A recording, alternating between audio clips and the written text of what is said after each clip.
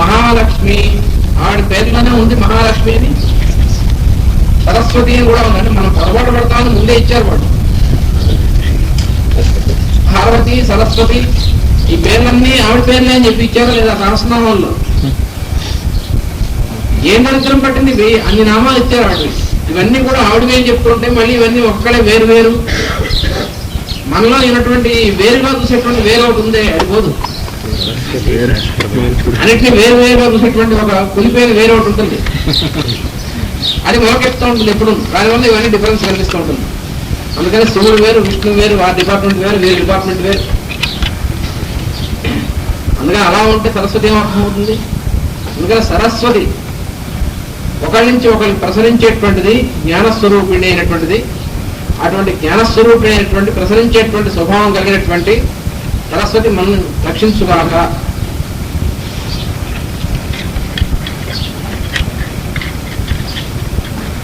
తర్వాత తమాషా ఉంది. సరస్వతి అనేటువంటి పేరులో ఇంకో చిన్న తమాషా కూడా ఉంది. అక్కడి నుంచి చెప్పండి, రసస్వతి. సరస్వతి, రసస్వతి, ప్రసరించేటువంటిది, రసస్వరూపిణి అయినటువంటిది.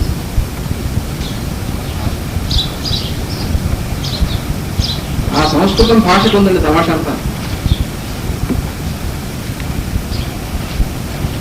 సాంస్క్రిట్ డెడ్ లాంగ్వేజ్ అని పాచిపడతో చెప్తూ ఉంటారే. అంటే సాంస్క్రిట్ ఏందో వీళ్ళు చచ్చిపోయారని అర్థం, కానీ సాంస్క్రిట్ బతికే ఉంది ఎప్పుడు. సాంస్క్రిట్ డెడ్ లాంగ్వేజ్ హిస్టోరియన్స్ చెప్తుంటారు, హిస్టీరియన్స్. అంటే ఒకప్పుడు ఉండే భాష, ఒకప్పుడు ఉండేవాడు వీడు పొంద. ఎప్పుడు ఉంటుంది సరస్వతి భాష, ఎప్పుడు ఉంటుంది. అంటే వీడు దాన్ని చచ్చిపోయాడు ప్రస్తావన అర్థం. కొన్ని భాషలు ఎప్పుడో ఉన్నటువంటి భాషల గురించి రాశాడు వీడు. హిస్టరీ అంటే ఆ భాషలో ఒకప్పుడు ఉండేవిట. ఏ భాషలో కూడా ఒకప్పుడు ఉండదు, భాష ఎప్పుడూ ఉంటుంది. ఆ భాషని ఆ విధంగా అర్థం చేసుకునేటువంటి బుర్ర వాడికి కొన్నాళ్ళు ఉంటుంది, కొన్నాళ్ళు పోతుంది. వచ్చే తెలివి, పోయే తెలియదు. ఎందుకంటే మనకి మామూలుగా ఈ ఉన్నటువంటి పీరియడ్స్ లాగే, లైఫ్లో ఉన్నటువంటి పీరియడ్స్ లాగే ఏది మామూలు మహా వీటిలో కూడా ఉంటాయి. ఒకప్పుడు బాగా అర్థం చేసుకునేటువంటి స్థితిలో ఉంటాడు మానవుడు, మళ్ళీ అక్కడి నుంచి కిందకు వస్తూ ఉంటాడు అర్థం కానటువంటి స్థితికి. డార్క్ ఏజ్ ఒకసారి ఉంటుంది, మళ్ళీ తిరుగుతూ ఉంటుంది. మరి మన భూమి తిరుగుతూ ఉంటుంది, అక్కడ సూర్యుడు తిరగడు. సూర్యుడు బాగానే ఉంటుంది మనం అనుకుంటూ ఉంటాం. అంటే సూర్యుడు భూమి చుట్టూ తిరుగుతున్నాడు, సూర్యుడు తిరుగుతున్నాడు భూమి చుట్టూ. ఏం కారణం పట్టింది వాడు తిరగడానికి? మన భూమి ఇటు నుంచి ఇటు తిరుగుతూ ఉంటుంది. తిరుగుతూ ఉంటే మనం ఏం చేస్తాం, సూర్యుడు భూమి చుట్టూ తిరుగుతున్నాడు అనుకుంటూ ఉంటాం. కాబట్టి సూర్యుడు ఇక్కడ ఉదయించాడు, మధ్యకు వచ్చాడు, మళ్ళీ అస్తమించాడు, అడుక్కు వెళ్ళిపోయాడు. సూర్యుడు అడుక్కుపోయాడంట, అంటే కిందకు వెళ్ళిపోయాడు. వాడు కిందకి వెళ్ళాడు, మనం కిందకి వెళ్ళాడు. మన భూమిని తిరుగుతూ ఉంటే దీన్ని మనం ఉన్నాం కాబట్టి సూర్యుడిని అన్ని వైపులా చూడలేం కాబట్టి సూర్యుడు తిరుగుతున్నట్టుగా మనకు అనిపిస్తుంది. ఇది కూడా అంతే, మనకి ఒకసారి డార్క్, ఒకసారి బ్లాక్, వైట్ ఏజెస్. అందుకని ఆ డార్క్ ఏజ్ లో ఉన్నప్పుడు మనకు అర్థం కాదు, మళ్ళీ అక్కడి నుంచి అర్థమయ్యేటువంటి స్థితిలోకి వస్తాం. అలా ఉన్నటువంటి జ్ఞానమే కొనాలేప్పుడు పోతుంది. మళ్ళీ చూసారా, మనకి క్లియర్ వాయన్స్, క్లియర్ ఆడియన్స్ అనేటువంటి శక్తులు, దూరగ్రహణము, దూర శ్రవణము, ఇవన్నీ కూడాను మనకు ఉండేవి, పోగొట్టుకున్నాం మనమే. చాలా చక్కగా ఉండేవి ఇవన్నీ కూడా, ఇవన్నీ పోగొట్టుకున్నాం. కానీ అందువల్లనే ఇప్పుడు ఉన్నటువంటి వాళ్ళు ఎవరన్నా ఉంటే వాళ్ళని చూసి వారు మ్యాజిషియన్స్ అనుకుంటాం. వారు మిరకల్స్ చేస్తూ ఉంటారు. మిరకల్స్ ఏం లేదు, ఎప్పుడు ఉండేటువంటి వాళ్ళు అట్టే పెట్టుకున్నారు, మనం పోగొట్టుకున్నాం అంతే. అవన్నీ పనిచేయాలంటే ఎప్పుడు పనిచేస్తే సరస్వతి యందు మనం ఉంటే పనిచేస్తాయి అవన్నీ కూడా. అందుకని ఆ సరస్వతిని దర్శిద్దాం, మనం ప్రయత్నం చేద్దాం, వాడి యొక్క అనుగ్రహం కోసం ప్రార్థన చేద్దాం. తర్వాత శ్లోకం, తర్వాత రుక్కు ఇందాక మనం చదువుకున్నటువంటిది. సానో విశ్వ అతిద్విష స్వస్రూరన్య ప్రతావరి అతన్ నహేవ సూర్య. అతిద్విష అంటే ఎక్కువగా ద్వేషించేటువంటి వాడు.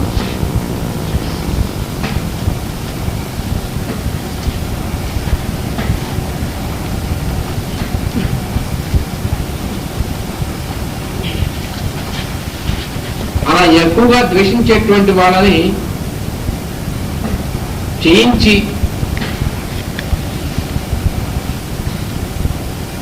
తర్వాత వారి సోదరీగణమైనటువంటి వాళ్ళు, స్వేచ్ఛా ప్రవృత్తి కలిగినటువంటి వాళ్ళని కూడా తిరస్కరించి అన్యులందరినీ కూడా అతిక్రమించి ఋతము చేత ఆవరింపబడినది మించుగాక. అహస్సు అనేటువంటి సూర్యుడిని అతిక్రమించి, అహస్సును సూర్యుడు అతిక్రమించినట్టుగా అతిక్రమించుగాక అని మామూలు అర్థం.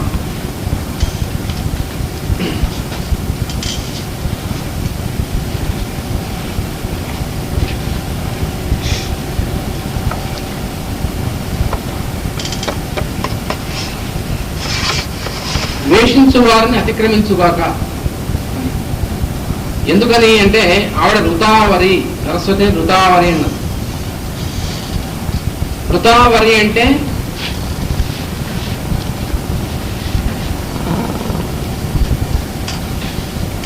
ఋతము చేత ఆవరింపబడినటువంటిది. ఋతం అంటే ఏమిటి? సత్యము ఋతము అని రెండు ఉన్నాయి.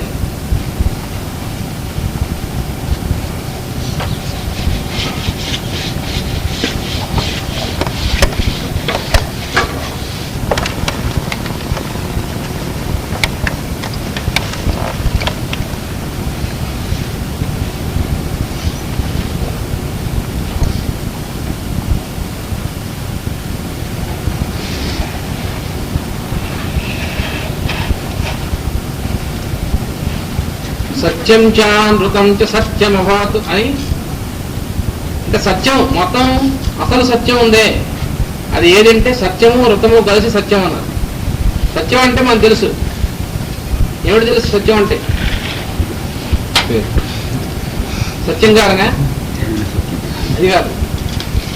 సత్యం అంటే మనకి తెలిసి మన ప్రయత్నంతో పలికేటువంటిది సత్యం.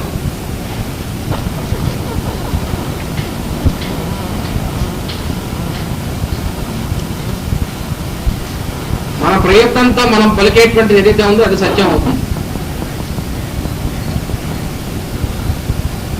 కానీ మన ప్రయత్నంతో సంబంధం లేకుండా అప్రయత్నంగా వచ్చేటువంటిది ఉంటుంది, అది ఋతం. సత్యానికి ఋతానికి డిఫరెన్స్ అది. సత్యం మనం పలుకుదామనేటువంటి ప్రయత్నంతో వెలువడేటువంటిది సత్యం. మన ప్రయత్నంతో సంబంధం లేకుండా దానంతట అది వెలువడేటువంటిది ఉంటుంది, అది ఋతం. ఈ ఋతం అనేటువంటిది సృష్టి మొత్తం బయటికి రావడానికి కారణమైనటువంటిది. ఎందుకనంటే బ్రహ్మ సృష్టిస్తున్నాడు లేదు, సృష్టి బ్రహ్మ ద్వారా చేయబడుతుంది. బయటికి వస్తాంట సృష్టి బ్రహ్మ ద్వారా, బ్రహ్మచే చేయబడుతుంది. ఎలా చేయబడుతుంది అంటే ఆ ఫార్ములా ఎప్పుడు ఎవర్ ఎగ్జిస్టింగ్ ఫార్ములా ఉంటుందనండి. ఆ ఎవర్ ఎగ్జిస్టింగ్ ఫార్ములా ప్రకారమే ఇప్పుడు సృష్టి జరుగుతూ ఉంటుంది. ఆ జరిగేటువంటి సృష్టి ఏం ద్వారా జరుగుతూ ఉంటుందనండి. సూర్య చంద్రమసౌ ధాత యథా పూర్వమకల్పయత్, అది ఫార్ములా. మనకి తైత్రీయ వృత్తులో ఉంది కూడా.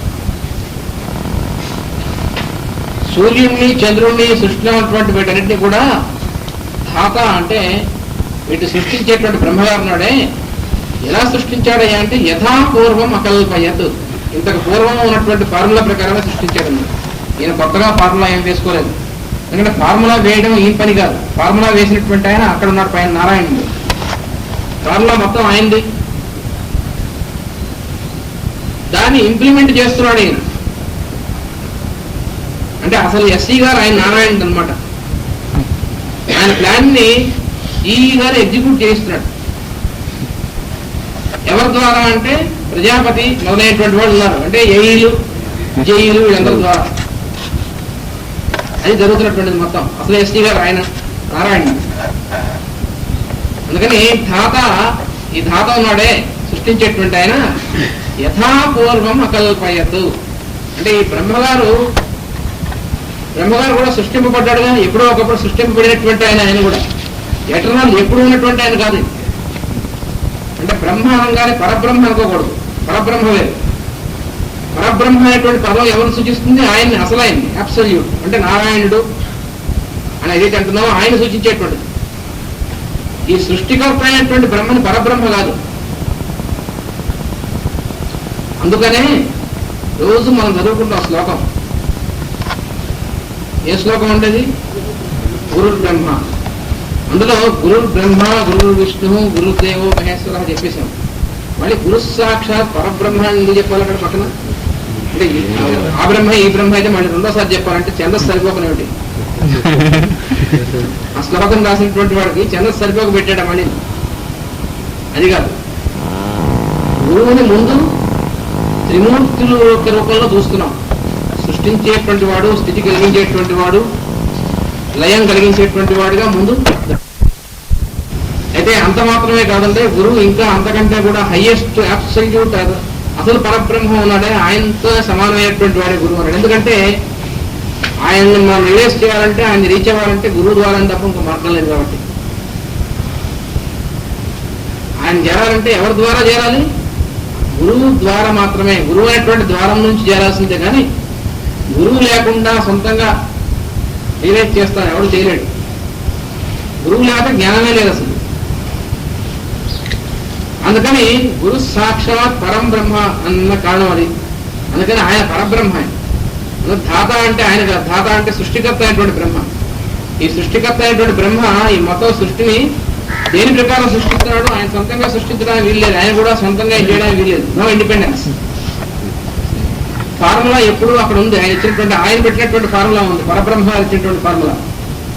ఆ ఫార్ములా ప్రకారం ధాత యథాపూర్వం అకల్పయత్. ఇంతకు ముందు అదేమిటండి అంటే, ఇంతకు ముందు కల్పంలో ప్రతి కల్పంలోనూ కూడా కల్పాంతం అవగానే బ్రహ్మ పీరియడ్ అయిపోతుంది. ఆ బ్రహ్మగారు మళ్ళీ ఇంకో బ్రహ్మగారు వస్తాడు. ఈ బ్రహ్మ అనేటువంటిది పోస్ట్. అంతేగాని బ్రహ్మ అంటే పర్సనల్, ఆయనే బ్రహ్మ. ఎలా అంటాం? ఆయన బ్రహ్మని. మీరు ఈగా కంటే వారు పుట్టడంతో ఈగా పుట్టారా? ఆయన పుట్టిన తర్వాత ఆయన అన్ని కాల్చుకుంటాం. ప్రైమరీ స్కూల్లోను, తర్వాత హై స్కూల్లోను, కాలేజీలోను చదివిన తర్వాత, యూనివర్సిటీలోను ఏదో టెక్కో ఏదో చదివిన తర్వాత, అప్పుడు ముందు జేఈ అయిన తర్వాత, అక్కడి నుంచి జేఈ అయిన తర్వాత అప్పుడు కదా ఈ పుట్టడంతో ఈగా పుట్టారండి ఎవరన్నా. అందుకని బ్రహ్మగారు పుట్టడంతోనే బ్రహ్మగా పుట్టలేదు. ఆయనకు ఒక పీరియడ్ ఉంటుంది. ఆ పీరియడ్ అయిన తర్వాత ఆయన ఈ కాదు వెంకన్న సుబ్బన్నం, అంతేగాని ఆయన అసలు ఎవరు? అసలు ఆయన వేరు. వారు కొన్నాళ్ళు వెంకన్న గారు ఈగా ఉంటారు, ఇంకో కొన్నాళ్ళు సుబ్బన్న గారు ఈగా ఉంటారు. అందుకని బ్రహ్మగా ఉన్నటువంటి వారు వారే పర్మనెంట్ గా, వీరే బ్రహ్మగారు కాదు. పరబ్రహ్మగారు ఎప్పుడు ఒకడే, ఆయన ఎప్పుడు పర్మనెంట్. ఆ ఫార్ములా తయారు చేసేటువంటి ఆయన. కానీ ఈ చేసేటువంటి సృష్టి చేసేటువంటి వారు ఉన్నారా, వీరికి పోస్ట్ చేయబడ్డారు, పోస్టింగ్ ఇచ్చారు వీరికి బ్రహ్మగారు. అందుకని ఎప్పుడు కూడా మారుతూ ఉంటారు. ఈ మొత్తం బ్రహ్మగారు మారుతూ ఉంటారు, వారితో పాటు ప్రజాపతులు మారుతూ ఉంటారు, మనువులు మారుతూ ఉంటారు. అంటే వీడి ప్రమోషన్ వస్తూ ఉంటుంది. ఇప్పుడు మనువుగా ఉన్నటువంటి ఆయన తర్వాత బ్రహ్మ అవుతాడు. ఇలాగ వీళ్ళకి గ్రేడ్ బై గ్రేడ్. ఇప్పుడు మన సూర్యుడు గారు ఉన్నాడు. ఈ సూర్యుడు గారు ఏమిటి? ఇప్పుడు అందరికీ, ఆ సూర్యుడు అందరికీ కూడా శిష్యుడు, జూనియర్ మోస్ట్ సూర్యుడు. ఈ సూర్యుడు గారు ప్రమోషన్ వస్తే ఏమవుతుంది? తర్వాత ఆ సూర్యుడిలో ఒకడు అవుతాడు. ఇలాగా గ్రేడ్ బై గ్రేడ్ ప్రమోషన్ వస్తూ ఉంటుంది. అందుకని ఇప్పుడు ఉన్నటువంటి బ్రహ్మగారు తర్వాత బ్రహ్మగారు, తర్వాత ఈయన గారు బ్రహ్మ, ఇంకో కల్పంలో ఇంకో ఆయన బ్రహ్మగారు అవుతాడు. ఇలాగ మనకి వీటి గురించినటువంటి విషయాలన్నీ కూడా పురాణాల్లో చాలా చాలా చక్కగా క్లియర్గా ఉన్నాయి. విష్ణు పురాణంలో ఉంది, బ్రహ్మ పురాణంలో ఉంది. వీటన్నిటిలో కూడా ఎవరు తర్వాత ఏమవుతారు, తర్వాత మనువు ఎవరు, తర్వాత బ్రహ్మ ఎవరు, వాళ్ళ పేర్లు ఏమిటి, ఇవన్నీ కూడా ఉన్నాయి అందులో. అందుకని అది మనం ఆ లిస్టు కావాలంటే తర్వాత వాటిని తీసుకుని చదువుకుందాం. అందుకని ఈ ఫార్ములా అంతా కూడా మాటిమాటికి అదే ఫార్ములా ప్రకారం జరుగుతూ ఉంటుంది సృష్టి అంతా కూడా. అది అప్రయత్నంగా జరుగుతుంది. ఎందుకని బ్రహ్మగారి ద్వారా సృష్టి జరుగుతుంది, కానీ బ్రహ్మగారు సృష్టించటం లేదు. ఎలా జరుగుతుంది అంటే, మనకి ఐడియాస్ వస్తూ ఉంటాయి, సంకల్పాలు. ఆ సంకల్పాలు ఎలా వస్తున్నాయి మనకు తెలిసి మనం అనుకుని వస్తున్నాయా? అందుకని మనతో సంబంధం లేకుండా ఎలా అయితే మనకి సంకల్పాలు వస్తూ ఉంటాయో, అలాగే సృష్టి బయటికి బ్రహ్మగారి ద్వారా వస్తూ ఉంటుంది. ఆయన నిమిత్త కారణంగా వస్తుంది తప్ప ఆయన అత్యంతమైనటువంటి కారణం కాదు. అందువల్ల ఋతం అంటే, ఎక్కడి నుంచి ఋతం అంటే అసలు అర్థం ఏంటంటే, మన ప్రయత్నం లేకుండా అప్రయత్నంగా వెలువడేటువంటి వాక్ ఏదైతే ఉందో దాని ఋతం అంటారు. అందుకని సరస్వతి ఋత ఆవరి, ఋతము చేత ఆవరింపబడినటువంటిది. ఆవిడ అప్రయత్నంగా ఆవిడంతటా ఆవిడ ప్రవహించేటువంటిది. అటువంటి స్వరూపమైనటువంటి ఆవిడ గురించి చెప్తున్నారు, ఆ సరస్వతిని గురించి. అందుకని ఋతావరి అయినటువంటిది ఉందే ఆవిడ. ఎందుకంటే ఋతావరి అయినటువంటి సరస్వతిని ఎందుకు తీసుకోవాలంటే దానికి కారణం ఉంది. అతి ద్వేషము అయినటువంటిది ఒకటి ఉంది. అంటే ఎక్కువగా ద్వేషించేటువంటి లక్షణం, ఎక్కువగా ద్వేషించేటువంటి వాళ్ళు ఉన్నారు. వాళ్ళని అతిక్రమించాలి అంటే వాళ్ళని జయించాలి అంటే ఆ ఋతావరి అయినటువంటి వాక్యే రావాలి. అంటే ఎక్కువగా ద్వేషించేవాళ్ళు అంటే శత్రువులు.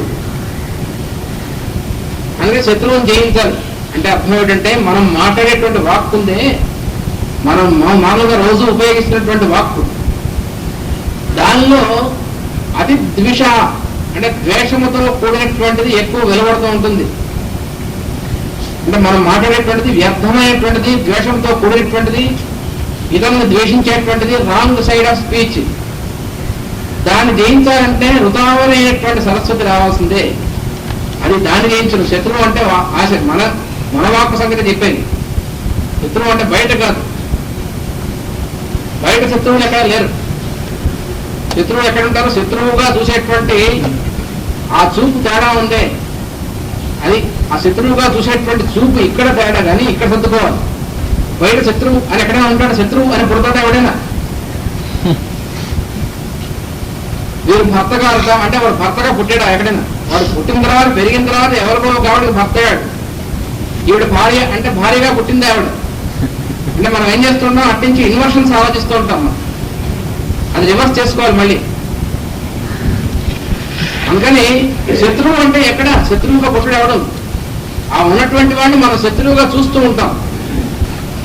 అందుకని ఆ శత్రువుగా చూసేటువంటి మాయరోగం ఉంది. అది పోవాలంటే ఏమవ్వాలి? ఋతావరి అయినటువంటి వాక్కు కావాలి.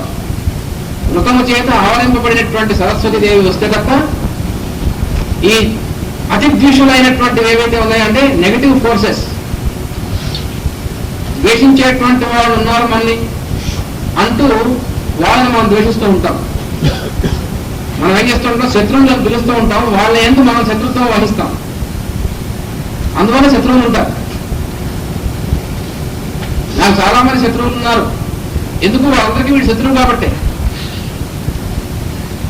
వాళ్ళందరిలో ప్రతి ఒక్కడికి వీడు శత్రువు, చాలా మందికి. వీడికి మాత్రం వాళ్ళు చాలా మంది శత్రువులు ఉన్నారు. వాళ్ళలో ఏ ఒక్కడైనా తీసుకుంటే వాళ్ళకి వీడు ఒక్కడే శత్రువు, కానీ వీడికి వాళ్ళందరూ శత్రువులే. అంటే ఎవడు ఎటు నుంచి చూడాలి అంటే మోస్ట్ డేంజరస్ కూడా ఎవడు వీడే. అందుకనే ఒక గురువు గారు మంత్రం ఇచ్చాడు శత్రువులను జయించడానికి. తమాషా మంత్రం ఇంగ్లీష్ లో ఇచ్చాడు. అది వచ్చింది కాదు సినిమా గారు. ఎనిమీస్ బివేర్ ఆఫ్ దైసెల్ఫ్ అన్నాడు. అది మంత్రం, శత్రువుని జయమైనటువంటి మంత్రం ఇది. శత్రువుని జయించాలి. ఒక మంత్రం ఇవ్వండి సార్, శత్రువు అంతా నాశనం చేసేస్తాం. అలాగే చేద్దుగా నాశనం మంత్రం చేయి. ఏమిటా మంత్రం అంటే ఎనిమీస్ బివేర్ ఆఫ్ దైసెల్ఫ్.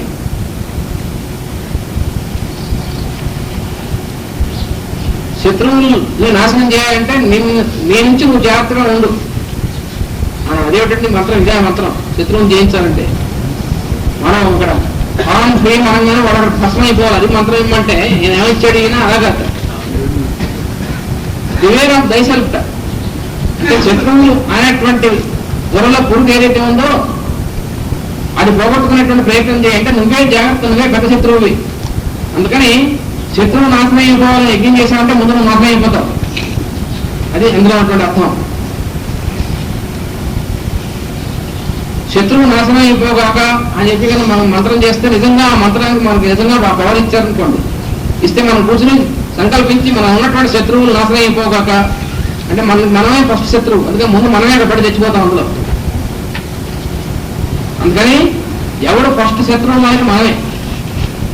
ఎందుకంటే మనం శత్రువు కాబట్టే మనకి అంతమంది శత్రువులు తయారయ్యారు బయట. అయితే ఎందుకు తయారవుతారు? పుట్టడంతో శత్రువుగా ఉంటాడు ఎవడైనా ఉండడు. మనకి చాలా మంది శత్రువులు ఉన్నారంటే వాళ్ళందరూ శత్రువులుగా తయారయ్యారు. ఎందువల్ల అంటే మన శత్రువు కాబట్టి. అందుకని శత్రువు ఎక్కడున్నాడు? మనలోనే ఉన్నాడు. అందుకని అతిద్వేష, ఎక్కువ ద్వేషించేటువంటి స్వభావం ఏదైతే ఉందో మన వాక్కులో, ఆ స్వభావం మన నుంచి తొలగిపోవాలంటే ఎక్కువ ద్వేషించేవాడు నశించాలి. ఎక్కువ ద్వేషించేవాడు నశించాలంటే అర్థం ఏమిటి? మనలో ఎక్కువ ద్వేషించేటువంటి ద్వేషం అనేటువంటి గుణం పోవాలంటే దానికి ఎవరు రావాలి? ఋతావరి అయినటువంటి వాక్కు దిగి రావాలి. ఋతమ చేత ఆవరింపబడినటువంటి వాక్కు వస్తే తప్ప అయిపోదు. అంటే మనం ప్రయత్నించి చెప్పేటువంటి సత్యం లాభం లేదు. ఎందుకంటే మనం ప్రయత్నించి చెప్పేటువంటి సత్యం మన త్వరగానే చెప్పుకుంటామా, ఇంకోటి త్వరగా చెప్తామా?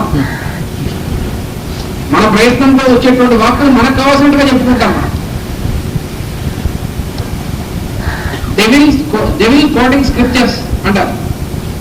అంటే పురాణాల్లో వాటిలో ఉన్నటువంటి విషయాల్ని మనకు కావాల్సినట్టుగా చెప్పుకోవడం అన్నమాట. దొంగతనం చేశాడు, ఒక ఇంటికి కన్నం వేశాడు, ఆ ఇంట్లో ఉన్న వాడిని బుర్రపాలు కొట్టాడు, వాడిని పట్టుకున్నారు. పట్టుకుని వాడిని పోలీస్ స్టేషన్లో పెట్టి తంతున్నారు. తంతుంటే వాడు అరుస్తాడు, అమ్మాయి కొట్టేస్తున్నారు, చంపేస్తున్నారు, పెళ్ళం పిల్లలు కనవాడిని అని అరుస్తూ ఉంటాడు. మరి వీడు అంతకుముందు బుర్రపాలు కొట్టినటువంటి పెళ్ళం పిల్లలు లేదా? అంటే ఏమైంది? వీడు కరుణ తప్పు మీద అరుస్తున్నాడు దొంగ. వీడి కరుణ తప్పు. వీడేం చేశాడు? అప్పుడు వాడి కరుణ గుర్తొస్తుంది. అంటే వాడు కర్ణుడు లాంటి వాడు. అందుకని కర్ణుడికి రథం కుంగిపోతుంటే బాణం కొట్టాడు కృష్ణుడు. అంటే కర్ణుడు అన్నాడు తప్పు, అన్యాయం, అరుస్తుండే నశించాలి, అన్యాయం నశించాలి. అలాగే వాడు కూడా అరిచాడు. కర్ణుడు కూడా ఒక చేత్తో ఇలా రథం పట్టుకుని ఇంకో చెయ్యి పైకెత్తి అరిచాడు గట్టిగా, అన్యాయం నశించాలి. ఏమిట్రా అన్యాయం అంటే, నేను ఆయుధం లేకుండా రథం కిందకి వెళ్ళిపోతూ ఉంటే నేను ఉంటే ఇప్పుడు కొట్టిస్తావా? ఇప్పుడే కొట్టించాలి, నువ్వు దొంగ రాసుకెళ్ళి ఇప్పుడే కొట్టాలన్నాడు. ఎందుకంటే నీకు ఇప్పుడు గుర్తొచ్చిందా? అప్పుడు ఒక కుర్రవాడి ఒక కుర్రవాడు యుద్ధం చేస్తుంటే వాడితో యుద్ధం చేయలేక వాడి ఆయుధాలని పగలగొట్టి వాడి చుట్టూ అంతమంది చేరి వాడి గుర్రం వెనకంచి పగలగొట్టావే, అప్పుడు గుర్తు రాలేదా నీకు అన్యాయం? సభలోకి వివస్త్రైనా సరే లాక్కురా అన్న చూసావా, అప్పుడు గుర్తు రాలేదా? ఇప్పుడు నీకు న్యాయం గుర్తొచ్చి, అంటే మన దగ్గరికి వచ్చినప్పటికీ ఏది న్యాయం అని గుర్తొస్తుంది. అప్పటిదాకా మాత్రం న్యాయం గుర్తురాదు. అలాంటి వాడి బుర్ర చెక్కేయమన్నాడు ముందు.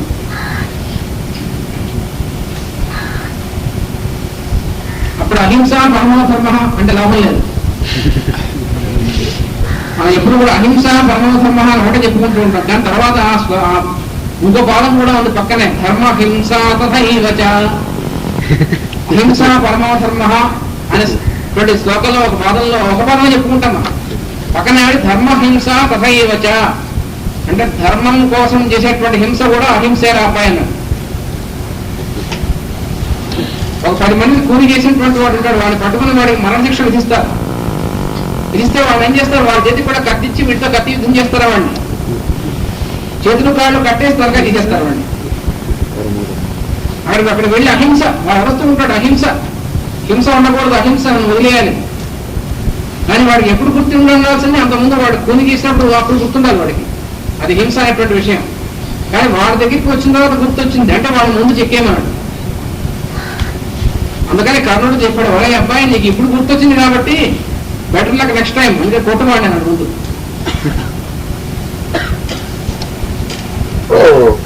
కృష్ణుడు చాలా అన్యాయం చేశాడు, కర్ణుడిని అలా కొట్టించాడు.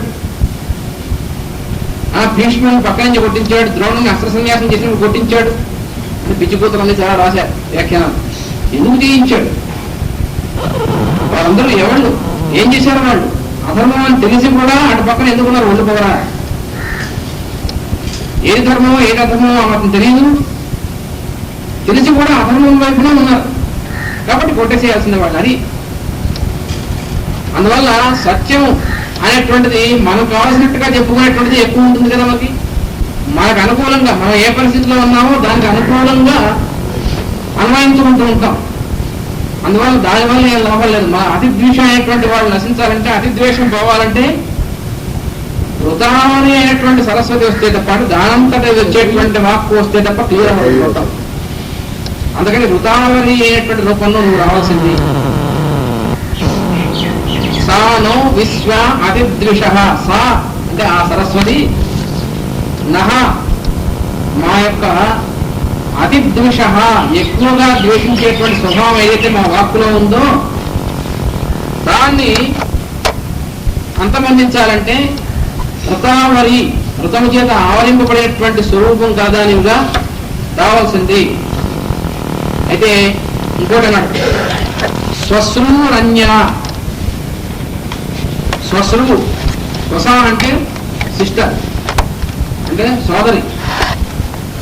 ఆ సోదరి అంటే దానికి ఉన్నటువంటి అనుయాయులైనటువంటి వాడు ఉన్నారు. దేనికంటే అతిద్వేష అయినటువంటి దానికి, అంటే స్వేచ్ఛారూపమైనటువంటి సోదరులు ఉన్నారు నీకు. అంటే ఎవరికి? అతిద్వేషకి, సరస్వతికి కాదు. ఋతావరైనటువంటి ఆవిడ అప్రయత్నంగా వెలువడేటువంటి వాక్కు సర్వ విధములైనటువంటి ద్వేషములని అతిక్రమించాలి. వాక్కునందు వెలువడేటువంటి సర్వ విధమైనటువంటి శత్రువులు ఉన్నారు దోషాలంటే. అలాగే నిర్లక్ష్యము, అహంకారము మొదలైనటువంటివన్నీ కూడా ఉంటాయి మనలో. ఎప్పుడైతే మనం ఇతరులను ద్వేషిస్తామో, ద్వేషించేటువంటి రూపంలో మాట్లాడతామో అప్పుడు అహంకారము, నిర్లక్ష్యము ఇవన్నీ కూడా కలిసి ఉంటాయి. ఇవన్నీ కూడా ఆ అతిద్వేషం అనేటువంటి గుణానికి సిస్టర్స్ అన్నమాట. అందుకని వాటితో సహా అందరినీ నువ్వు తిరస్కరించవలసింది. అంటే అహంకారము, దంభో దర్పో అహంకార అందు లిస్టు భగవద్గీతలో ఇచ్చాడు. అవన్నీ కూడా మనని ఈ అతిద్వేషం అయినటువంటి వైపుకి లాక్కెళ్తూ ఉండేటువంటిది. అంటే అతిద్వేషం అనేటువంటిది కనుక ఒక పర్సన్ అయితే ఆ పర్సన్కి అసిస్టెంట్స్ అన్నమాట ఇవన్నీ కూడా. అందుకని స్వస్వరూపు అన్నాడు.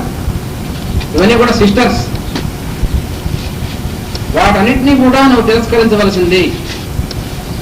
అవన్నీ కూడా ఎప్పుడు పోతాయి మనకి? అప్రయత్నమైనటువంటి, అంటే మన ప్రయత్నంతో సంబంధం లేకుండా ఉన్నటువంటి వాక్కు మన ఎందుకు ప్రసరించినప్పుడు మాత్రమే ఇవన్నీ కూడా తొలగింపబడతాయి. అందుకని మన ప్రయత్నంతో సంబంధం లేకుండా సరస్వతి తనకు తానుగా ఋత రూపంలో, ఋతం అనేటువంటి రూపంలో దిగితే తప్ప. అందుకని సత్యం వదిష్యామి అని, ఋతం వదిష్యామి అని ముందు రోజు మనం జరుగుతున్నటువంటి ఋతం వదిష్యామి, తర్వాత సత్యం వదిష్యామి. ఎందుకంటే ముందు అప్రయత్నమైనటువంటి వాక్కు, ఆ వాక్కును ముందు పలుకుతాను, ఆ తర్వాత ప్రయత్న రూపమైనటువంటి వాక్కును పలుకుతాను. ఎందుకంటే అప్రయత్న రూపంగా అసలు వాక్కు వెలుగు రూపంలో మన ద్వారా పలికిస్తే అప్పుడు లోపల ప్యూరిఫికేషన్ జరుగుతుంది. ఈ అతిద్వేషము, అహంకారము ఇవన్నీ పోతాయి. అప్పుడు మనం అసలు నిజమైనటువంటి సత్యం ఏదైతే ఉందో అది మనం పలకచ్చు. అప్పుడు సత్యము, ఆ ఋతము రెండు కూడా ఒకటే అవుతాయి. రతకం సత్యం పరం బ్రహ్మ పురుషం కృష్ణ పింగళం అని ఆయన గురించి చెప్పినప్పుడు ఆ ఋతము, సత్యము రెండు కూడా ఆయన రూపంగా అయి ఉంటుంది అన్నాడు. ఎప్పుడవుతుంది? రెండు ఒకటే ఎప్పుడవుతుందంటే ఆ ముందు ఋతం అనేటువంటిది మనలో ప్రసరించి ఆ ఋతం అనేటువంటి దాని యొక్క ప్రభావం వల్ల మనలో ఉన్నటువంటి ద్వేషం అనేటువంటిది, అహంకారము, నిర్లక్ష్యము ఇవన్నీ కూడా ఎప్పుడైతే మాయమవుతాయో, క్షాళనం చేయబడతాయో అప్పుడు మనం పలికేటువంటి ప్రయత్నంతో పలికేటువంటి వాక్కు కూడా ఆ వాక్య అవుతుంది. అప్పుడు ఋతము, సత్యము రెండు ఒకటే అవుతాయి. అందుకని మొట్టమొదటి ఋతం రావాలి, తర్వాత మొట్టమొదటి పలకాల్సింది ఋతము, తర్వాత పలకాల్సింది సత్యము. అందుకని ఋతము, సత్యం రెండు కూడా పలకాల్సిందే. అందుకని ఆయన ఏమని ప్రార్థిస్తున్నారు? అతిద్వేషమైనటువంటిది ఏదైతే ఉందో అతిద్వేషము, దాంతోపాటు దాని యొక్క అక్కజల్లు అయినటువంటి అహంకారము, నిర్లక్ష్యము అనేటువంటివి ఏవైతే ఉన్నాయో, అంటే మనం మన ప్రవర్తన గురించి చెప్పినటువంటిది మొత్తం అంతా కూడా. అంటే ఎవరైతే ప్రార్థిస్తున్నాడో వాడు ఎందుకు ప్రార్థించాలి? సరస్వతిని జ్ఞానం ప్రసాదించు. జ్ఞానం ఎప్పుడు ప్రసాదిస్తుంది? జ్ఞానం ప్రసాదించడం అంటే అర్థం ఏంటి? అజ్ఞానం పోవడమే. వెలుగు రావడం అంటే ఏమిటి? చీకటి కలగడమే. అజ్ఞానం పోతే ఉన్నటువంటిదంతా కూడా జ్ఞానమే. అందుకని రావాల్సినటువంటిది జ్ఞానం కాదు, పోవాల్సినటువంటిది అజ్ఞానం. చీకటి పోవాలంటే ఏం చేయాలి? చీకటి పోవాలి అని ఫైట్ చేస్తే పోదు. లైట్ వేస్తే చీకటి ఉండదు అక్కడ. లైట్ వేయకుండా ఉన్నంతసేపు చీకటే ఉంటుంది. అందుకని అజ్ఞానం అనేటువంటిది పోవాలంటే, పోవడం కాదు, అజ్ఞానం అనేటువంటిది ఎగ్జిస్ట్ అవ్వకుండా ఉండడానికి జ్ఞానం రావాల్సింది. జ్ఞానం రావాలంటే పూర్తిగా ఋతమైనటువంటి స్వరూపంలో రావాల్సిందే. అందుకని ఈ ద్వేషము, ఇవన్నీ కూడా మన యొక్క ప్రవర్తనలో ఉండేటువంటి మన మాటలో మన వాక్కు మన ఎక్స్ప్రెషన్ మనం బయటికి మాట్లాడేటువంటి వాక్ ఒకటే కాకుండా లోపల మన ఆలోచనలు కూడా వైఖరి వాక్ ఒకటే కాకుండా దానికి ముందు దీనికి కారణమైనటువంటి మధ్యమ ఉన్నటువంటిది దాని ముందు ఉన్నటువంటి పశ్చంతి అక్కడ దాకా కూడా జాగ్రత్తగా ప్యూరిఫికేషన్ జరగాలి. పరా ఎప్పుడు ప్యూరే ఉన్నటువంటి అసలు రూపం ఉంది పరావాక్కు. ఆ పరా అనేటువంటి చోట ఇంప్యూరిటీస్ ఏమి ఉండవు.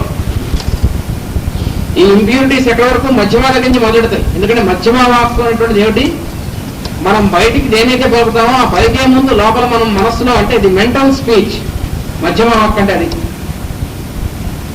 మనం బయటికి ఉచ్చరిస్తోంది మాట్లాడుతోంది ఫిజికల్ స్పీచ్, దాని ముందు ఉన్నటువంటిది మెంటల్ స్పీచ్.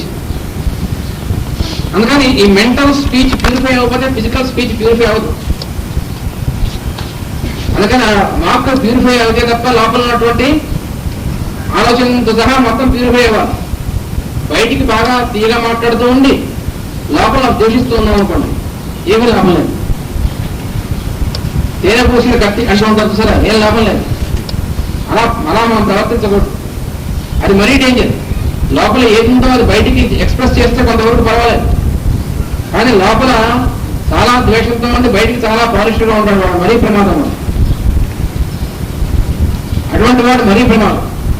అందుకని ఈ బయటకు ఉన్నటువంటి వైఖరి దానికి ముందున్నటువంటి మధ్యమ ఈ రెండు ప్లేన్స్ లో కూడా ప్యూరిఫికేషన్ జరగాలి.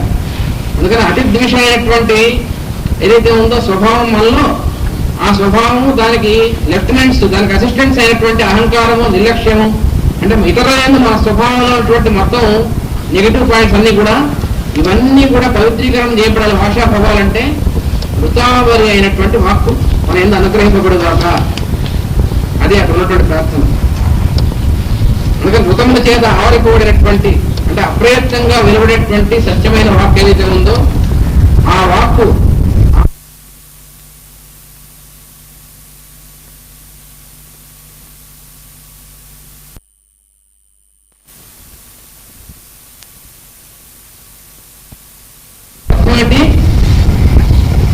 వాడు జరగబోయేటువంటి వాడు నోటివంటి వస్తుంది, వృతమే వస్తుంది.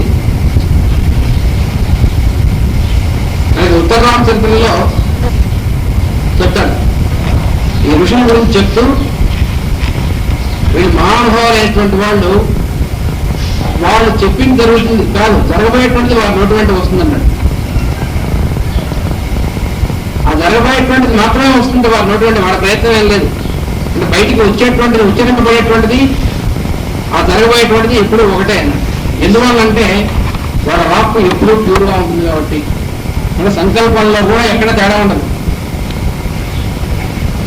కేవలం బయట వాక్కు మాత్రమే కాకుండా వాళ్ళ లోపల వాళ్ళ సంకల్పాలు కూడా ఇతరులు ఏందినటువంటి అభిప్రాయాలు అవి కూడా ప్యూరిఫై చేయబడినటువంటి వాడు ఋషులు అంటే.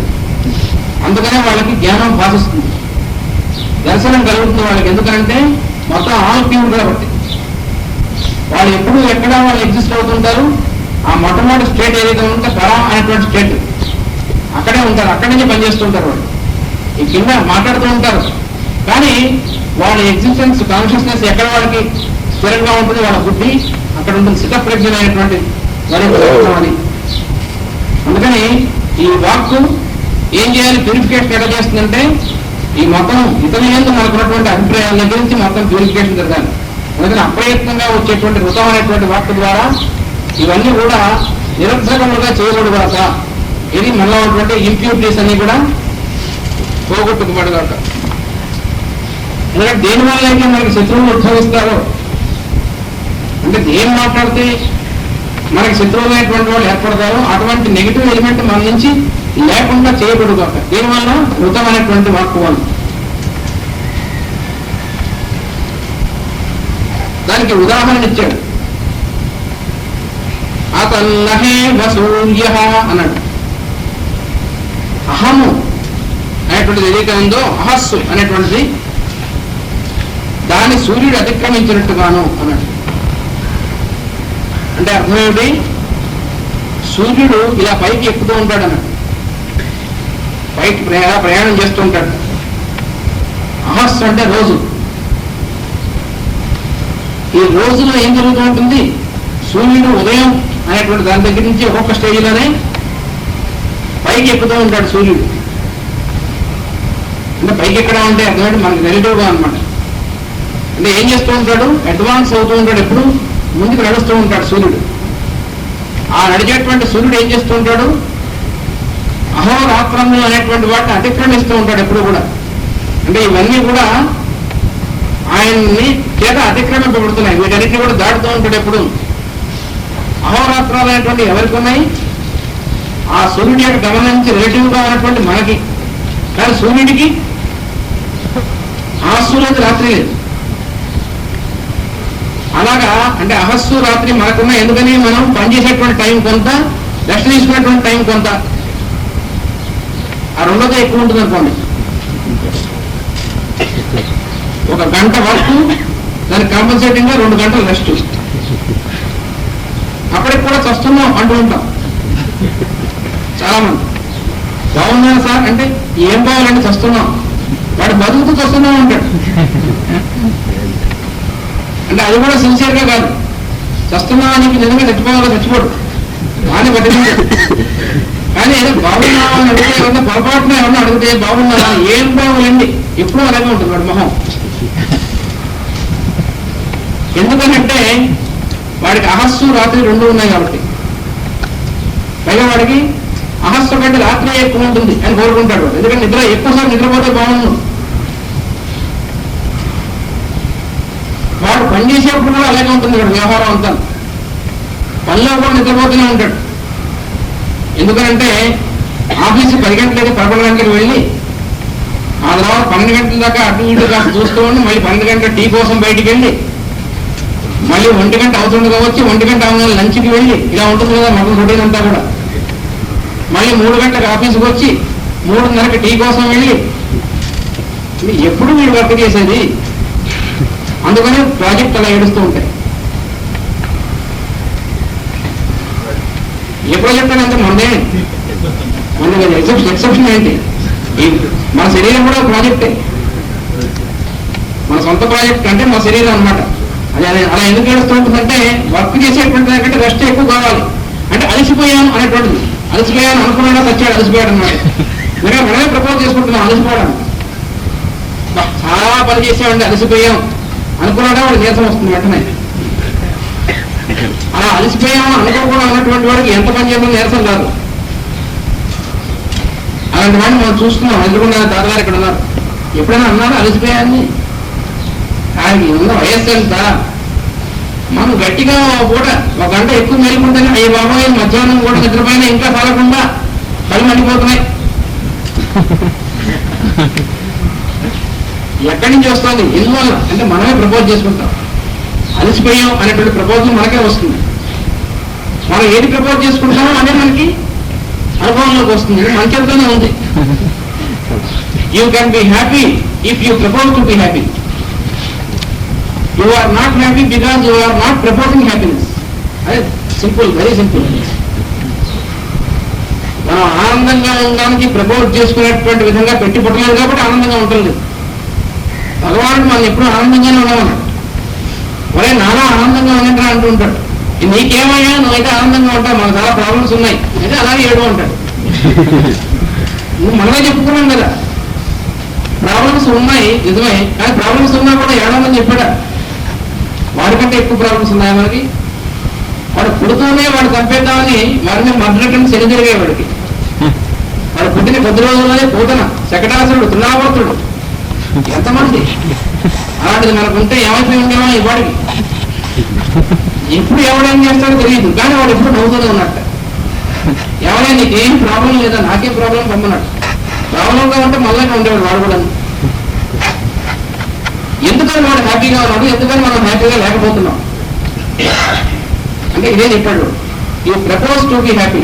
సంతోషంగా ఉందామనేటువంటి సంకల్పం చేయి, సంతోషంగా ఉంటారు.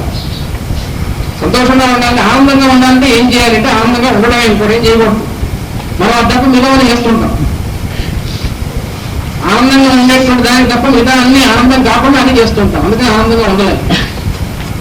మరి ఇన్ని ప్రాబ్లమ్స్ ఉంటే ఆనందంగా ఎలా ఉండాలండి అంటే ఉండకు. ఎలా ఉండాలంటే మనం అంటే ఉండట్లేదు అనమాట. ఎలా ఉండాలి అని ప్రశ్నిస్తున్నాం అంటే అర్థం ఏంటి, ఉండను అని అర్థం తెలుగులో.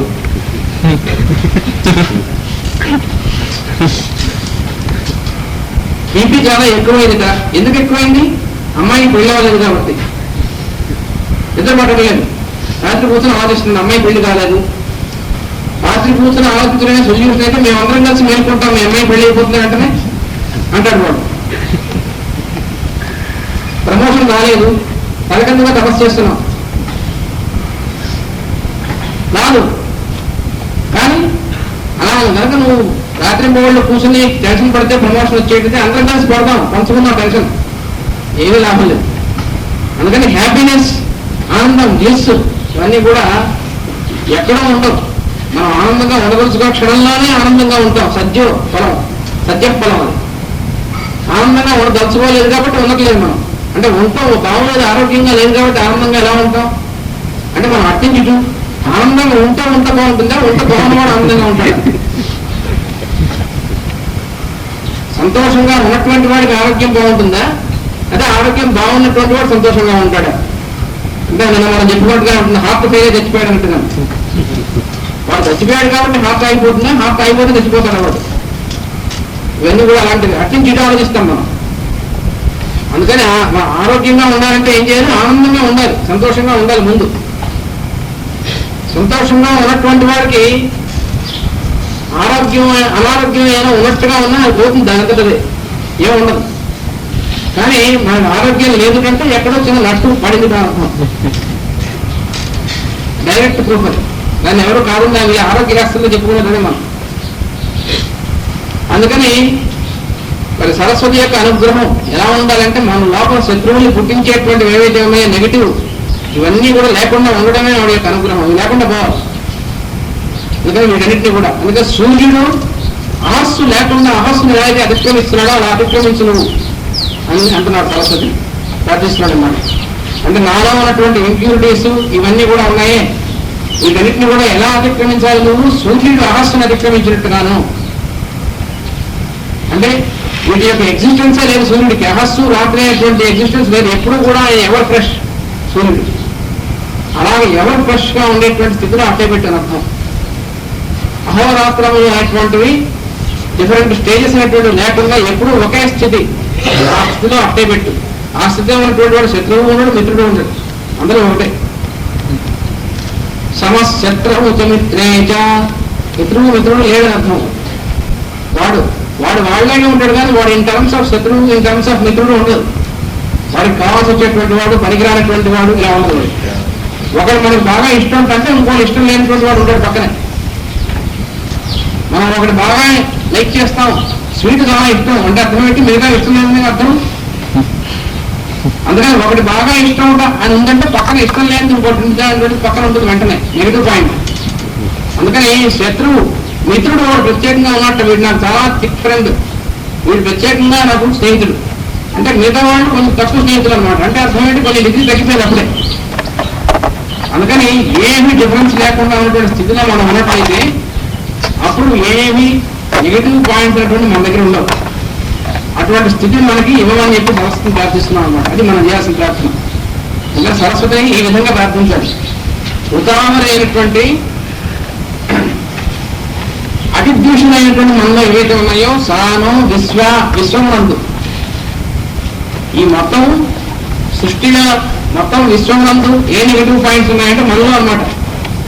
విశ్వంలో నెగిటివ్ పాయింట్స్ అన్నీ ఎక్కడ ఉన్నాయి? అవి మనలోకి అట్రాక్ట్ చేస్తుంటాం.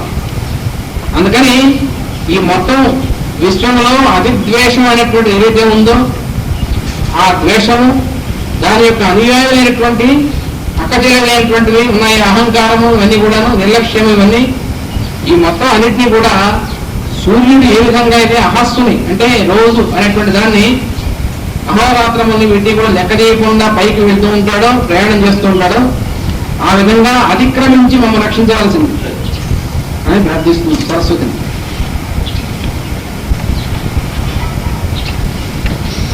అంటే అటువంటి మమ్మల్ని కూడా వాటికి అతీతంగా చేయమని అర్థం. మమ్మల్ని వీటికి అతీతంగా చేయవలసిందంటే అవి వాటిని జయించాలి. అంటే అతీతంగా ఉండగా జయించడం అంటే ద్వేషాన్ని జయించాలి అని కూర్చున్నాం అనుకోండి ప్రయత్నం. అంటే ఏం చేస్తాం? ద్వేషాన్ని ద్వేషిస్తున్నాం. Hating the hatred. ఎవరైంది మళ్ళీ మనం దాన్ని ద్వేషాన్ని ఇంక్రీజ్ చేసుకోవడమే. ఆరాధించడమే. కోపం ఉంది మనకి, కోపం పోవట్లేదండి, ఈ కోపాన్ని జయించాలి అని కోపిస్తాం అనుకోండి. ఎక్కడ పోతుంది కోపం? కోపం మీద కోపిస్తున్నాం. ఏం కోపించినా ఎక్కడైనా ఒకటే కోపమైనా ఉంది మొత్తం. అందుకని కోపం పోవాలి అని కోపడకూడదు. కోపం పోవాలంటే ఏం చేయాలి? శాంతం రావాల్సింది. శాంతం వస్తే కోపం ఉండదు అక్కడ. అందుకని చీకటి పోవాలి అని ఉండదు. లైట్ ఉంటే చీకటి ఉండదు అక్కడ. అందుకని లైట్ ఉండాలి అనేటువంటి ప్రయత్నం చేయాలి తప్ప చీకటి పోవాలి అనే ప్రయత్నం ఎక్కడ చేయకూడదు. అజ్ఞానం పోవాలి, అజ్ఞానం పోవడం ఉండదు. జ్ఞానం అనేటువంటిది భావిస్తే అజ్ఞానం ఉండదు అక్కడ. అందుకని మనలో సరస్వతి ఎలా ప్రవేశించాలంటే ఈ విధంగా ప్రవేశించమని ప్రార్థించాలన్నమాట. అతన్ నహేవ సూర్య స్వశ్రూరన్యా రుతార. అన్య అంటే ఇతరములైనటువంటి మిగతా వాళ్ళని అర్థం. అన్యాహ, అన్యాహ స్వశ్రూడు అంటే ఇతర అక్కచెల్లెలు సోదరిమణులు. అన్యాహ స్వశ్రూడు అంటే అర్థం అది. అతిద్వేష అయినటువంటి ఆవిడికి అక్కచెల్లెలు వీళ్ళందరూ కూడా వాళ్ళతో సహా వీళ్ళందరూ కూడా మాయమైపోవాలి. వీళ్ళందరినీ కూడా నువ్వు అతిక్రమించవలసింది. అంటే ఆవిడ అతిక్రమించడం అంటే అర్థమైతే మన అతిక్రమించేట్టుగా చేయవలసింది. సరస్వతి ఆవిడ ఎప్పుడు అతిక్రమించే ఉంది. సరస్వతి వీరన్నిటికీ అతీతంగానే ఉంటుంది ఎప్పుడు. కానీ ఇప్పుడు ఆవిడని అతిక్రమించమని ప్రార్థిస్తుంటే అర్థం ఏంటి? మన ఎగ్జిస్టెన్స్ సరస్వతి కంటే వేరు కాదు. సరస్వతి యొక్క స్వరూపమే మొత్తం అంతా కూడా. అందుకని మా రూపంలో ఉన్నటువంటి నువ్వు మమ్మల్ని వాటికి అతీతంగా చేయవలసింది. చేస్తే అప్పుడు మాలో లేకుండా పోతాయి అనేటువంటిది ప్రార్థన.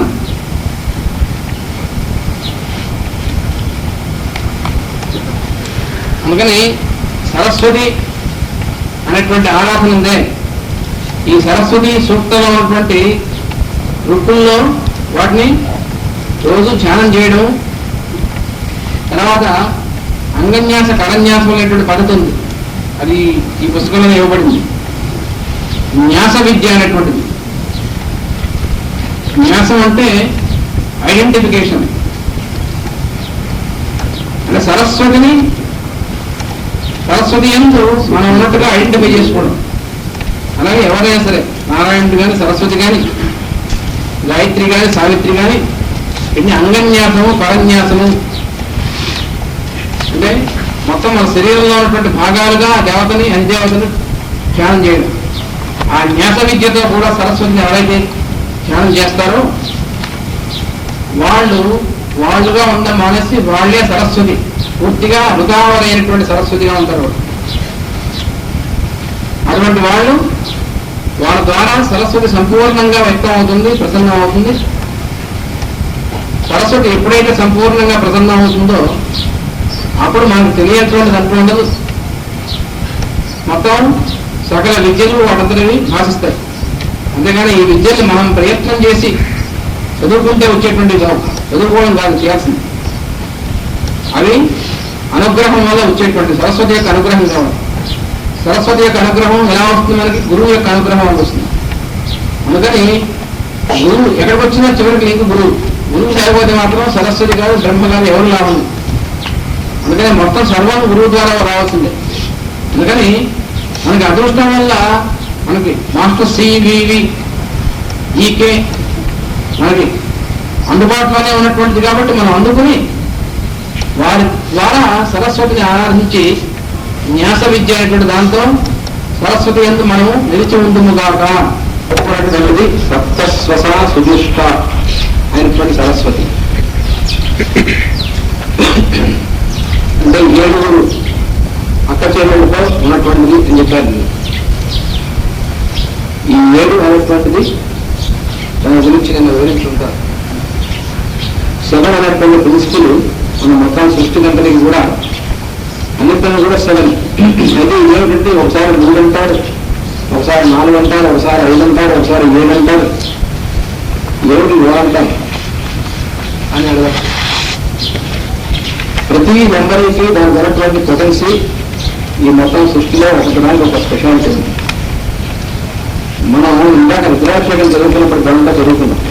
అగ్నావిష్ణు సూక్తంలో ఏకాచమే తిస్రశ్చమే పంచచమే సప్తచమే నవచమే ఏకాదశమే त्रयोदश च मे पंचदश च मे सप्तदश च मे नवदश च एकविंशतिश्च मे त्रयोविंशतिश्च मे पंचविंशतिश्च मे ఇవన్నీ కూడా స్టెప్స్ అన్నమాట. ఏంటి మొత్తం ఈ మొత్తం నంబర్ల గురించి ఒక పెద్ద అల్లిక ఉంది. అదే సిస్టమ్.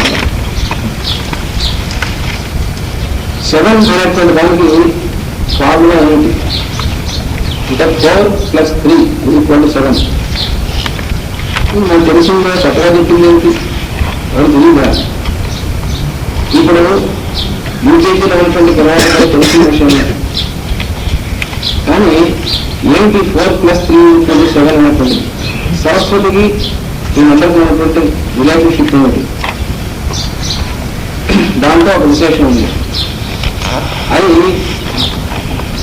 ఒక టెంపుల్ కన్స్ట్రక్షన్కి ఉన్నటువంటి ఒక తమాషైనటువంటి ఫార్ములా. అది అయితే టెంపుల్ కన్స్ట్రక్షన్కి ఈ 7కి ఏమి సంబంధం? చాలా విచిత్రమైనటువంటి చాలా దూరమైనటువంటి సంబంధం. అదే సరస్వతి అది తెలుసుకుంటే సరస్వతి ఒక విశేషం అర్థం కాదు. 4 అనేటువంటి ఈ 4 కూడా వాక్ యొక్క 4 భాగములు అంటే 4 స్టేజెస్ ఆఫ్ స్పీచ్ అని ఇంకో మతంలో చెప్పబడింది. పరిమితావడాని అని 4 స్టేజెస్ ఉంటాయి వాక్కుకి. వాక్ కన్నా సృష్టి అన్నా కూడా ఒకటే ఫార్ములా వాక్కుకి సృష్టికి కూడా. మనం బయటికి ఉచ్చరిస్తున్నటువంటి వాక్ ఏదైతే ఉందో వైఖరి ఇది 4వ భాగం మాత్రమే. దీనికంటే ముందు 3 భాగాలు ఉన్నాయి అని మొత్తం 4 భాగాలుగా వాక్కు చెప్పబడింది. ఈ 4 భాగాలు ఎలా ఉంటాయి అంటే మనం బయటికి ఉచ్చరిస్తున్నాం. ఈ ఉచ్చరించడానికి ముందు జరుగుతున్నటువంటి ఏంటి అని వెనక్కి రీట్రేస్ చేసుకుంటే అంటే వెనక్కి చూసినట్లయితే మనం ఉచ్చరించినటువంటి ఏదైతే ఉందో అది ఒక భాషలో ఉచ్చరిస్తున్నాం. మనకు తెలుస్తున్నటువంటి భాషలో ఆ మనకు తెలిసినటువంటి భాషలో ఉచ్చరించేటువంటి శబ్దం ఏదైతే ఉందో వాక్కు దానికి ముందు మన మనస్సులో ఆ భాషలో మనం అనుకుంటున్నాం. లేకపోతే ఎలా ఉచ్చరిస్తాం? ఇది మైకు అని అంటే మైకు అని నేను అనడానికి ముందు మనస్సులో ఇది మైకు అనేటువంటిది ఉచ్చరించిన తర్వాత బయటకు ఉచ్చరిస్తాం. అది జరిగేటువంటిది. అందుకని ఇది మైకు అనేటువంటిది మనకి తెలిసినటువంటి భాష ఉండే దాంట్లో మనం ఉచ్చరించేటువంటిది అంటే ది మెంటల్ స్పీచ్. అది దీని ముందరటువంటి దాన్నే మధ్యమా అంటారు. అయితే ఈ మనకు ఉన్నటువంటి లాంగ్వేజ్కి వాటికి సంబంధం లేకుండా దీనిలోకి ట్రాన్స్లేట్ కాకముందు ఇది చూడంగానే ఒక ఇంప్రెషన్ కలుగుతుంది. ఆ తర్వాత కానీ ఇది మైక్ అనేటువంటి మనకు పేరు వచ్చేది. ఆ పేరు రాకముందు కేవలం ఇంప్రెషన్ గా ఉండేటువంటి స్థితి అవుతుంది. అంటే మనం చూడంగానే ఆ ఇంప్రెషన్ పడుతుంది. ఆ ఇంప్రెషన్ పడిన తర్వాత అదేమిటో స్ఫురిస్తుంది మనకి.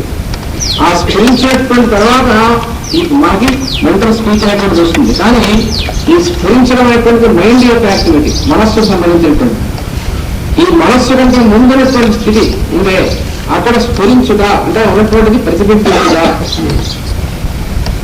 అది దీనికంటే ముందున్నటువంటి స్థితి. దాన్ని పశ్యంతి అన్నారు. అంటే పశ్యంతి అంటే అర్థం ఏంటి? చూస్తున్నట్టుది అంటే అక్కడ చూడడం ఇంప్రెషన్, పర్సెప్షన్ యాజ్ ఇంప్రెషన్. దాని తర్వాత యాజ్ ట్రాన్స్లేషన్ మధ్యమ అనేటువంటిది. కానీ ట్రాన్స్లేట్ కాకముందు యాజ్ ఇంప్రెషన్ అది పశ్యంతి అనేటువంటిది. అది మనలో చూడటం అనేటువంటిది దాన్ని కంట్రోల్ చేసేటువంటి ఆ చూడటం అనేటువంటి ఫ్యాకల్టీ ఏదైతే ఉందో దాన్ని ఇచ్చేటువంటిది ఆ వాక్ అనమాట పశ్యంతి అనేటువంటిది. దానికంటే ముందు ఏమున్నది అంటే పరా అన్నారు. పరా అంటే అర్థం ఏమిటంటే అతీతమైనటువంటిది, చివరిది, అన్నిటికంటే ఉత్తమమైనటువంటిది అని అర్థం పరా అనేటువంటి మాట. ఈ ముందు ఉన్నటువంటివి కింద ఉన్నటువంటి 3 కూడా 3 గుణములతో సంబంధించి ఉంటాయి. కానీ ఆ ముందు ఉన్నటువంటిది వీటికంటే పైన ఉన్నటువంటిది ఏదైతే ఉందో అది పర, ఈ 3 గుణములతో అతీతంగా ఉంటుంది.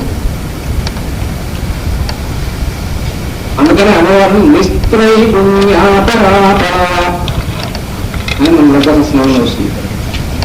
త్రైపుణ్యములు త్రిగుణములతో ఉన్నటువంటిది, కింద ఉన్నటువంటి మత వ్యవహారం అంత త్రికోణ అంబా త్రికోణక. కానీ అసలు వీటికంటే ముందున్నటువంటి స్థితి ఏమిటంటే నిస్త్రైపుణ్య, అంటే త్రైగుణ్యం కాకుండా ముందున్నటువంటి అసలు స్థితి, అది పరా అసలు ఉన్నటువంటి స్థితి. అది ఎలా ఉంటుంది? అది ఎలా ఉంటుందంటే ఇది మైపు అనేటువంటి డిఫరెన్సియేషన్, అంటే చూడబడేటువంటిది, చూసేటువంటి వాడు, చూచుట అనేటువంటిది ఏదైతే ఉందో ఈ మూడు కూడా కలిసి ఏదైతే ఒకటిగా ఉంటుందో ఆ స్థితి పరా అనేటువంటి స్థితి. అంటే అన్డిఫరెన్షియేటెడ్ ది అయాన్, మొత్తం అన్నిట్లోనూ ప్రతి అణువులోనూ ఉన్నటువంటి నేను తాను అనేటువంటి సర్వాంతర్యామి స్థితి ఏదైతే ఉందో అది పరా అనేటువంటి స్థితి. ఆ స్థితి నుంచి తర్వాత స్థితులు వస్తాయి. అందుకని ది ఫస్ట్ స్టేజ్ ఇది పరా. అందుకని అన్నవారు హైయెస్ట్ ఏమిటంటే పరా అనేటువంటి రూపిణి, పరాశక్తి అంటారనమాట. అది ఈ నాలుగు కూడా వాక్కు యొక్క 4 స్టేజెస్. బయటికి వ్యక్తమైనటువంటి వాక్కు రావాలంటే ముందు ఈ 3 ఉంటాయి, ఈ 4 స్టేజెస్. అందుకని ఈ 4ంటికి కలిపి ఒక తమాషైనటువంటి సింబల్ ఇచ్చాడు. ఆయన ఎవరు? మనం చెప్పుకున్నాం, పైథాగరస్ అనేటువంటి ఆయన. ఆయన రాకపోతే విజ్ఞానం రాదు. పైథాగరస్ అనేటువంటి ఆయన ఈ మొత్తం విజ్ఞానాన్ని సింబల్ గా ఇచ్చాడు. ఆయన ఏం సింబల్ ఇచ్చాడంటే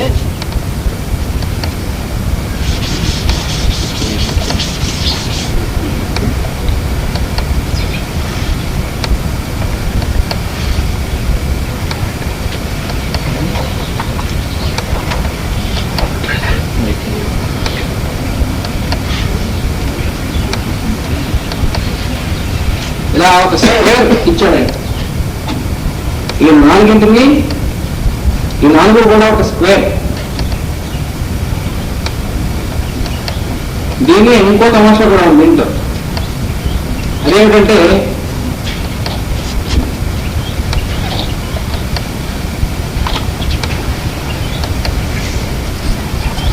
ఇదొకటి, అంటే horizontal line and vertical line ఒకదాని క్రాస్ చేసినటువంటి దాన్ని క్రాస్. అది వాళ్ళ మతం సింబల్ కాదు. దీన్ని ఏమంటారంటే చతుర్ముఖుడు అంటారు ఈ సింబల్. దీన్ని ఏమంటారంటే చతుర్భుజుడు.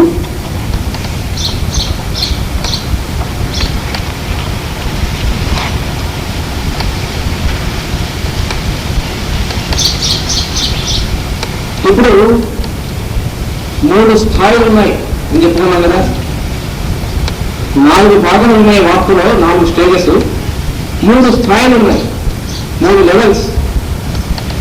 అంటే 3 లోకములు, భూర్ భువ సువహ అనేటువంటివి.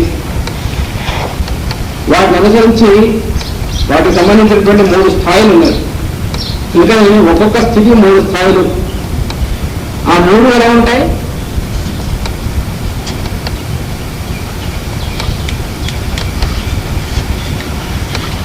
దానికి సింబల్ ట్రయాంగిల్. వీటిని త్రివర్గములు అంటారు. ఈ త్రివర్గములు అంటే 3 వర్గములు, 3 గ్రూప్స్ వర్గం అంటే. ఈ త్రివర్గములను ఇచ్చేటువంటిది త్రయీ విద్య. త్రయీ త్రివర్గములయ తిస్థా త్రిపురమాలిని. 3 పురములు.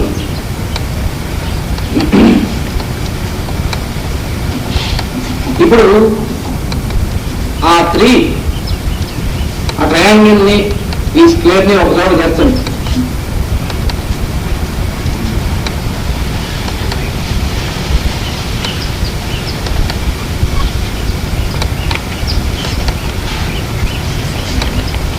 అది 7 అనేటువంటి దానికి సింబల్.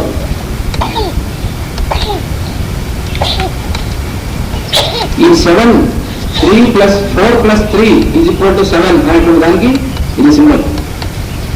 ఈ సింబల్ ఏమిటిది అంటే ఇది టెంపుల్ అన్నారు.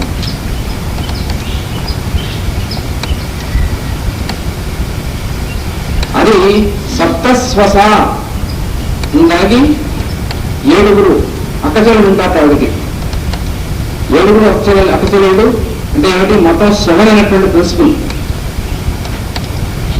3 లెవెల్స్, 3 స్థాయిలు ప్లస్ 4 స్టేజెస్, 4 + 3 7. మళ్ళీ ఇంతతో ఆగిపోయాయి. అక్కడి నుంచి 7 × 3 మళ్ళీ 21 మనం చెప్పుకున్నాం. 7 × 3 21 ప్లస్ అయామ్ 22 by 7, అది 5. అందుకని 5 అనేటువంటి దాన్ని మెడిటేట్ చేయమన్నారు పైథాగరస్. అది ఏమిటి 5 అంటే దాని సింబల్ చెప్పుకున్నాము.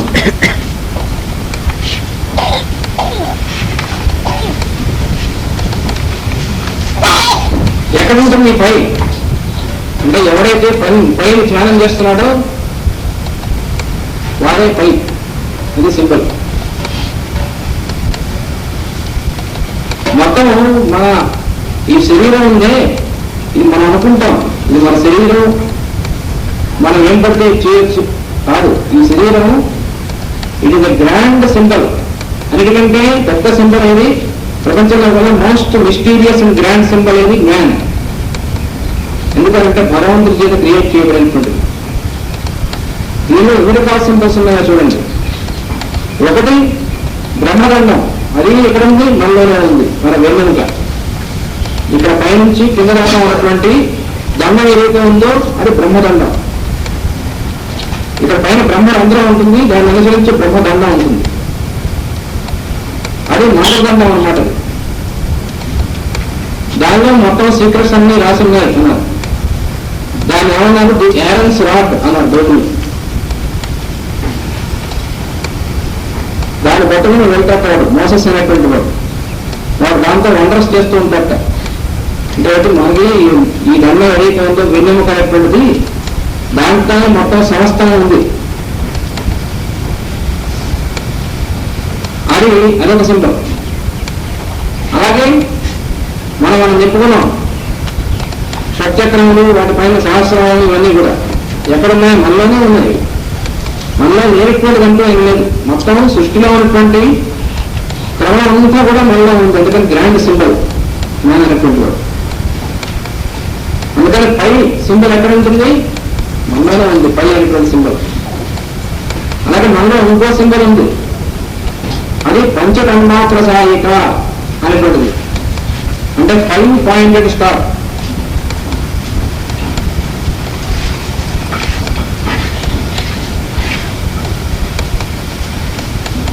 పంచమి పంచభూతేసి పంచతన్మాత్రసాయిక, ది 5 ప్రిన్సిపల్. 5 ఇంద్రియములు, 5 తన్మాత్రలు, ఎంత నెంబర్ 5 అన్నమాట. దానిలో అయాం అనేటువంటిది మధ్యలో మైండ్. పంచేంద్రియాలకైతే కేంద్రం మైండ్.